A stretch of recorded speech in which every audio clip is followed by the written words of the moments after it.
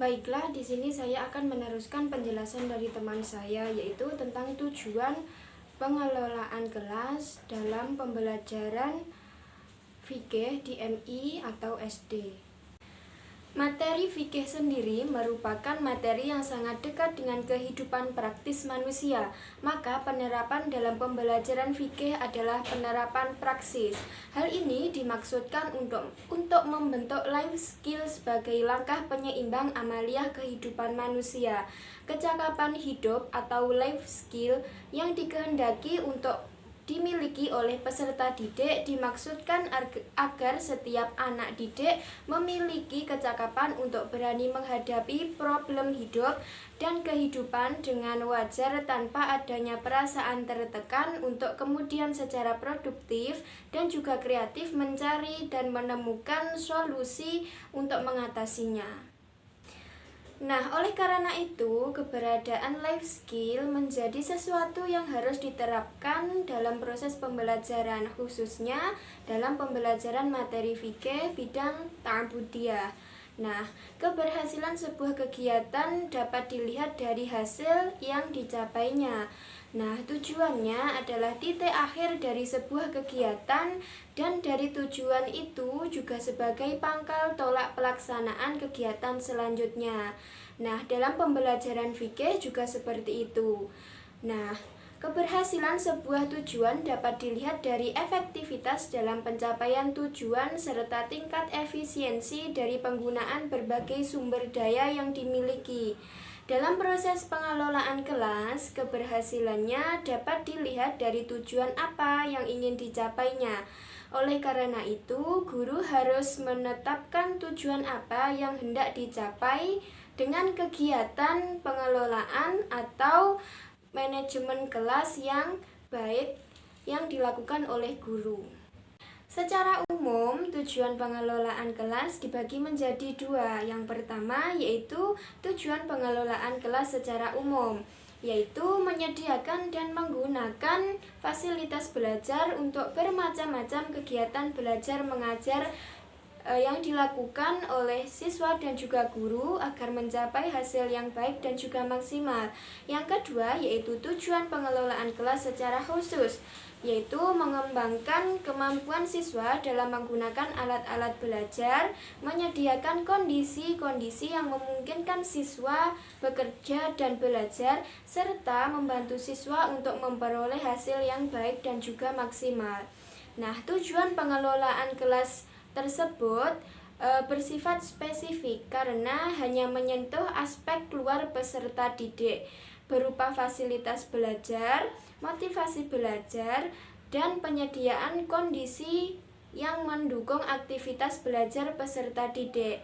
Nah, sedangkan tujuan pengelolaan kelas dalam pembelajaran fikih di MISD adalah agar siswa dapat mengetahui dan memahami pokok-pokok hukum Islam secara terperinci dan juga menyeluruh, baik berupa dalil nakli dan juga dalil akli, sebagai pedoman hidup bagi kehidupan pribadi dan juga kehidupan sosialnya, serta siswa dapat melakukan dan mengamalkan ketentuan hukum Islam dengan benar, sehingga dapat menumbuhkan ketaatan menjalankan hukum Islam, disiplin dan juga tanggung jawab sosial yang tinggi dalam kehidupan pribadi maupun kehidupan sosialnya. Guru sebagai pengelola kelas merupakan orang yang mempunyai peranan yang strategis, yaitu orang yang merencanakan kegiatan-kegiatan yang akan dilakukan di dalam kelas dalam pembelajaran. Orang yang mengimplementasikan kegiatan yang direncanakan dengan subjek dan objek peserta didik, yang menentukan mengambil keputusan dengan strategi yang akan ditentukan dengan berbagai kegiatan di dalam kelas dalam pembelajaran, dan guru pula yang akan menentukan alternatif solusi untuk mengatasi hambatan dan tantangan yang akan muncul dalam pembelajaran. Maka dengan beberapa pendekatan-pendekatan yang dikemukakan akan sangat membantu guru dalam melaksanakan tugas pekerjaannya. Nah, guru dalam melakukan tugas mengajar di suatu kelas perlu merencanakan dan juga menentukan pengelolaan kelas yang bagaimana yang perlu dilakukan dengan memperhatikan kondisi kemampuan belajar peserta didik serta materi pelajaran yang akan diajarkan di kelas tersebut. Nah, menyusun strategi untuk mengantisipasi apabila hambatan dan juga tantangan muncul agar proses belajar mengajar tetap berjalan dengan lancar dan juga tujuan pembelajaran yang telah ditentukan bisa tercapai dengan maksimal.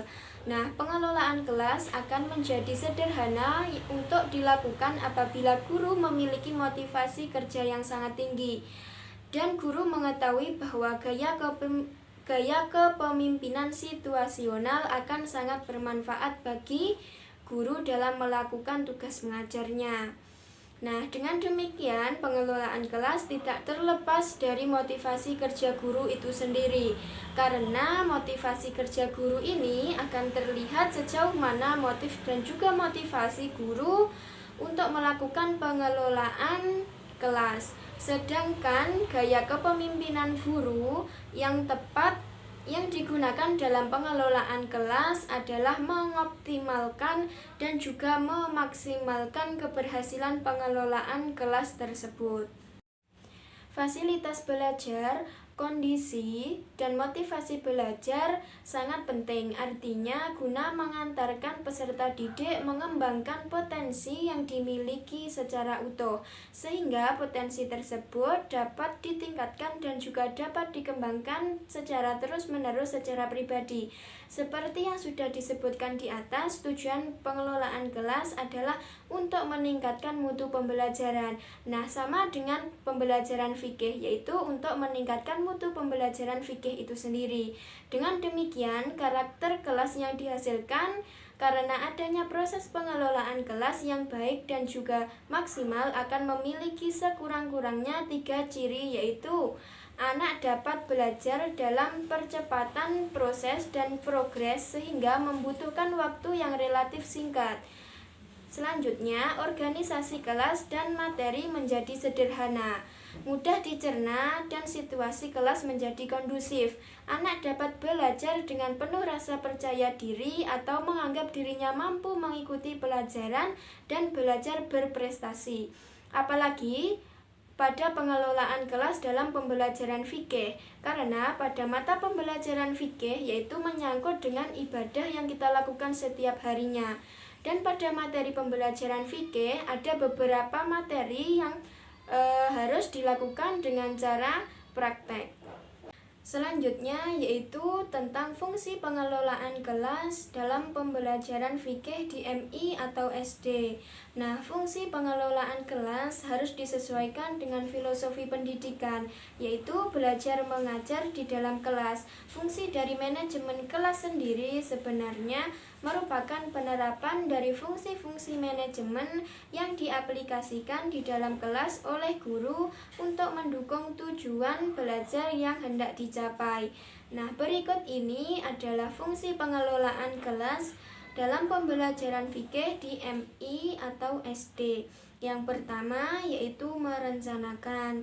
Nah, merencanakan adalah membuat sesuatu target-target yang dicapai atau diraih di masa yang akan datang.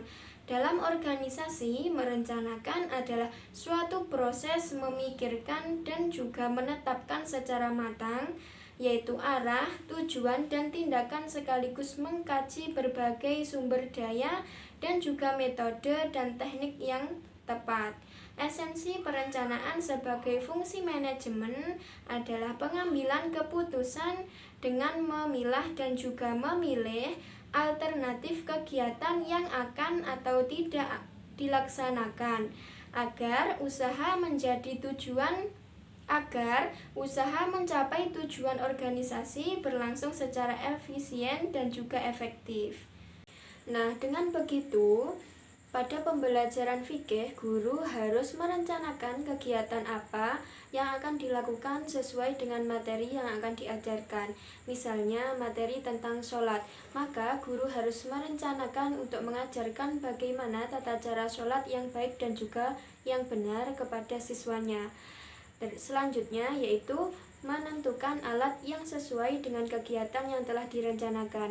Misalnya kegiatan sholat, maka guru harus menghimbau muridnya untuk yang putra membawa alat sholat sendiri, yaitu membawa sarung dan juga sajadah, dan yang putri membawa mukena dan juga sajadah. Selanjutnya yaitu mengalokasikan waktu yang akan dipergunakan pada saat kegiatan pembelajaran fikih, serta memperkirakan dan juga mengantisipasi hal-hal yang akan terjadi dalam kelas saat pembelajaran fikih berlangsung. Dengan demikian, kegiatan pengelolaan kelas dalam pembelajaran fikih pada poin perencanaan bisa terlaksana dengan maksimal dan juga baik. Fungsi yang kedua yaitu mengorganisasikan. Pengorganisasian adalah menyusun hubungan perilaku yang efektif antar personal sehingga mereka dapat bekerja secara efisien dan juga memperoleh keputusan pribadi dalam melaksanakan tugas-tugas dalam situasi lingkungan yang ada guna mencapai tujuan dan juga sasaran yang telah ditentukan.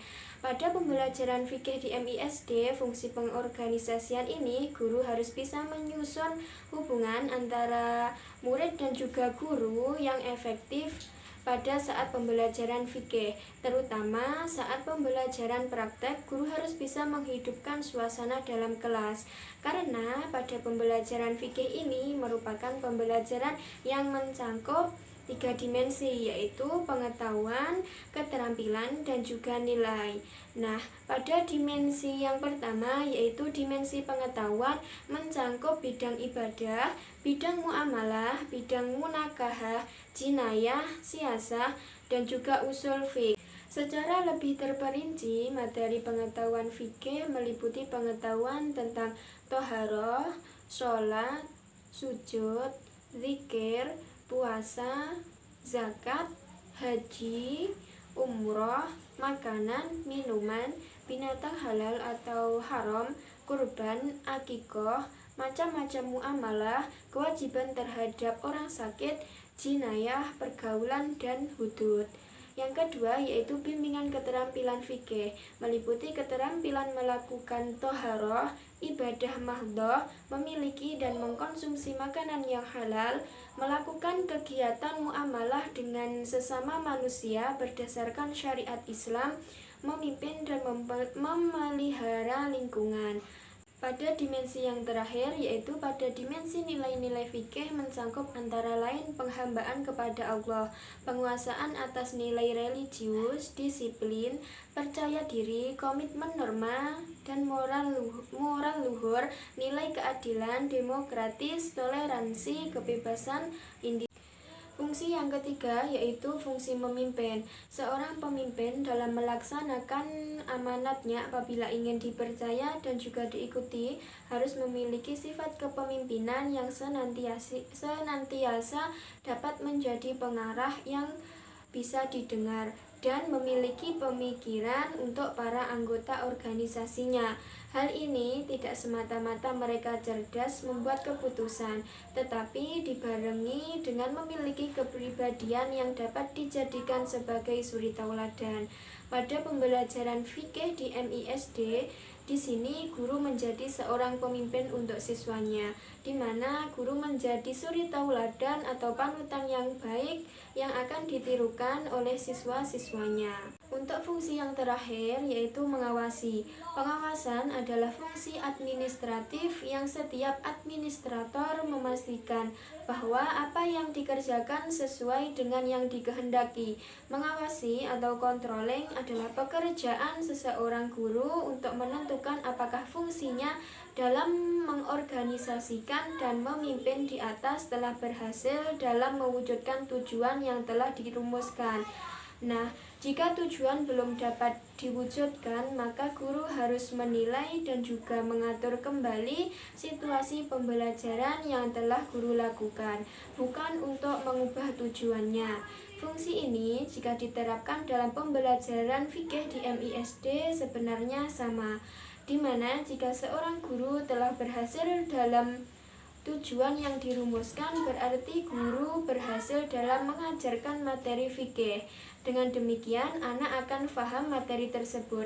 Dan sebaliknya, jika tujuan belum dapat diwujudkan, maka guru harus menilai dan juga mengatur kembali bagaimana situasi dalam pembelajaran fikih yang sudah diterapkan, bukan untuk mengubah tujuannya. Poin selanjutnya yaitu macam keterampilan pengelolaan kelas dalam pembelajaran fikih di MI atau SD. Yang pertama yaitu keterampilan bertanya.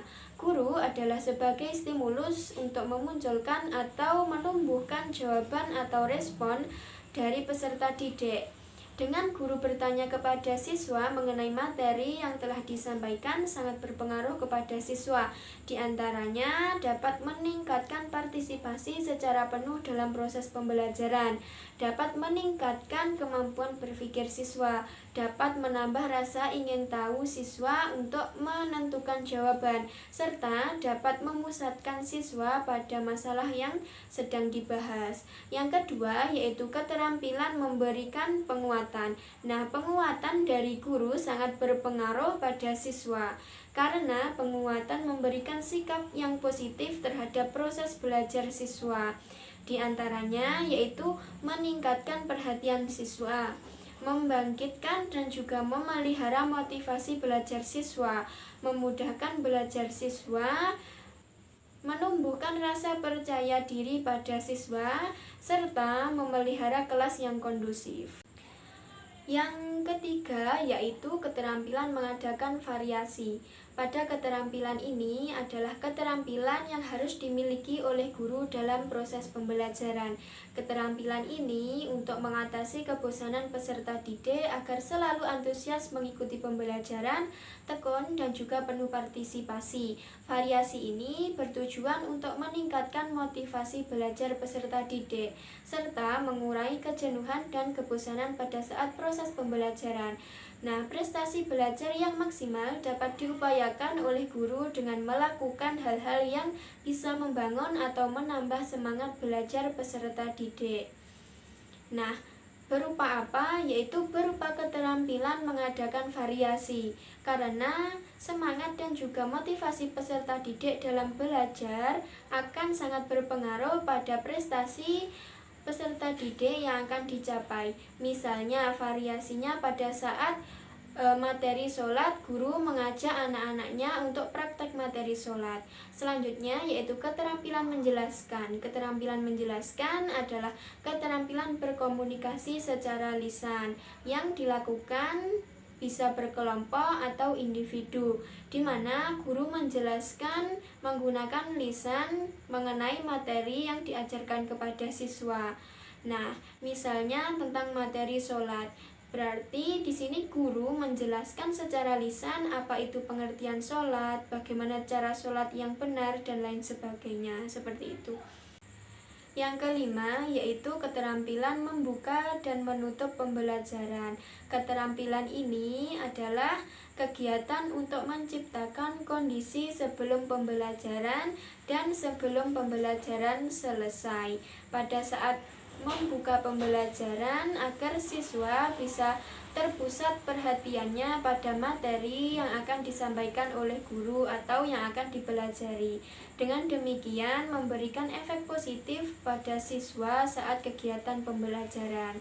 Pada saat membuka pembelajaran, guru juga bisa menumbuhkan motivasi kepada siswa. Sedangkan saat menutup pembelajaran, guru bisa mengetahui tingkat keberhasilan siswa dalam memahami materi yang telah disampaikan oleh guru pada saat pembelajaran. Yang ketiga yaitu keterampilan membimbing kelompok kecil. Membimbing kelompok kecil adalah proses mengatur keterlibatan sekelompok siswa dalam interaksi belajar mengajar dengan tujuan memecahkan suatu masalah dan juga bisa mengambil suatu kesimpulan pada masalah tersebut. Nah, pada keterampilan ini, guru harus bisa menghidupkan suasana agar saat membimbing diskusi pada kelompok kecil, Siswa bisa antusias mengikutinya dan juga tidak merasa bosan pada saat pembelajaran diskusi tersebut. Guru juga bisa menyediakan fasilitas untuk berdiskusi bagi siswa. Dalam artian, guru juga memfasilitasi siswa untuk berdiskusi dalam kelompok kecil. Nah, yang ketujuh yaitu keterampilan mengelola kelas. Keterampilan mengelola kelas adalah keterampilan yang dimiliki oleh seorang pendidik dalam menguasai kelas agar siswa tidak cepat merasa bosan dan juga jenuh. Guru sebagai pengendali kondisi kelas agar tetap kondusif. Dengan terciptanya kondisi yang kondusif, maka tujuan pembelajaran akan tercapai dengan maksimal dan juga sempurna. Siswa akan memahami materi yang telah disampaikan oleh guru. Yang terakhir yaitu keterampilan mengajar kelompok kecil dan perorangan. Mengajar kelompok kecil dan perorangan adalah bentuk mengajar yang memungkinkan guru dalam waktu yang sama untuk menghadapi beberapa kelompok kecil dan juga siswa-siswa yang bekerja secara perorangan. Nah, pada saat mengajar kelompok kecil dan juga perorangan, guru bisa menghidupkan suasana agar tidak cepat jenuh dan juga bosan.